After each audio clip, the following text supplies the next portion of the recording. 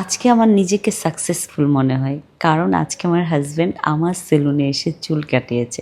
So কোথায় গেল, কীভাবে গেলো সেটাই বলবো। Please like. Hello everyone, this is Fatema, welcome Fatema blogs.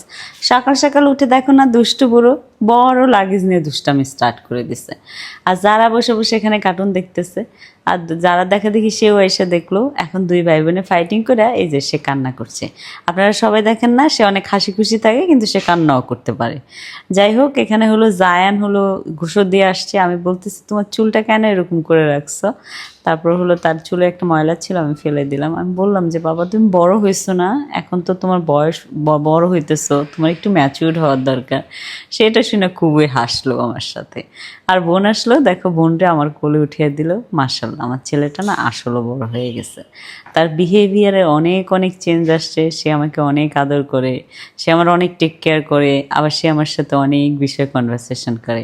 Cute cute conversation হয় আমাদের, যে কনভারসেশনগুলোর মধ্যে হলো অনেক হ্যাপিনেস থাকে, অনেক কি বলে কার্টুনের ক্যারেক্টারের সম্পর্কে থাকে। যাই হোক, ওদের সাথে টাইম কাটিয়ে আমি চলে আসলাম রান্না করতে। আজকে হলো আমার রান্নাতেই অনেক কিছু আছে, সে সব রান্না তোমাদেরকে দেখাচ্ছি। এই যে মজার মজার রান্নাগুলো সব আছে, ওগুলো সব তোমাদেরকে দেখাচ্ছি। এখানে আঁকনি আছে। আঁকনিটা বেসিক্যালি আমি আমার শাশুড়ির থেকেই শিখেছি। আমার শাশুড়ি বাড়ি সিলেটে, সো শাশুড়ির থেকে আঁকনিটা আমার শেখা। তো এখানে অনেক আইটেমের ইফতারি দেওয়া হয়েছে, কারণ আজকে হলো আমার বাসায় একটা শ্যুট আছে। সো সেই জন্য আমরা সবাই বসে গেলাম ইফতারি করার জন্য।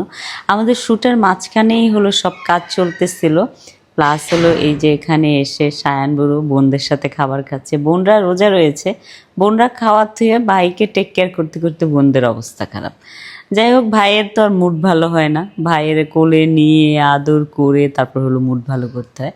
ও আচ্ছা, এই কিউট প্রোডাক্টটা আমি কোত্থেকে অর্ডার দিয়েছি, আপনারা যদি এটা অর্ডার দিতে চান, এটা হলো ব্লুটুথ স্পিকার সহকারে। এটা যদি আপনারা অর্ডার দিতে চান, অবশ্যই অথেন্টিক পণ্যতে অর্ডার দিতে হবে। আপনারা যদি চান, আমি ডিসক্রিপশনে লিঙ্কটা দিয়ে দেবো। এটা খুবই কিউট। আবার আমি আমার হাজব্যান্ডের জন্য একটা ওয়াচও অর্ডার দিয়েছি, যেটা স্মার্ট ওয়াচ। এই ওয়াচটা দিয়ে আপনারা হলো, সামনে বৃষ্টি আসবে, বৃষ্টির টাইমে আপনি এই ওয়াচটা ইউজ করতে পারবেন। আপনার মোবাইলে কানেক্ট করে সব দেখতে পারবেন, মোবাইলের ফেসবুক টেসবুক সব কিছু এটাতে দেখতে পারবেন।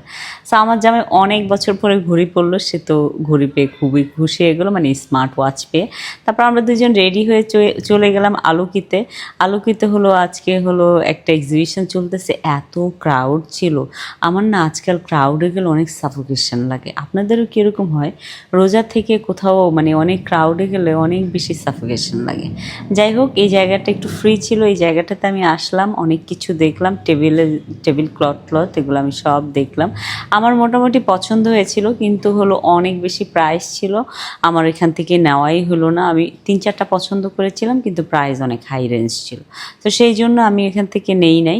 আমি চলে আসলাম বাহিরে, এসে দেখি এখানে অনেক সুন্দর সুন্দর জিনিস বিক্রি করতেছে। মানে এক্সিবিশনে টু মাচ, অনেক বেশি এক্সপেন্সিভ। এটা হলো তোমার হলো আই থিঙ্ক 3,500 টাকা ছিল চারটা।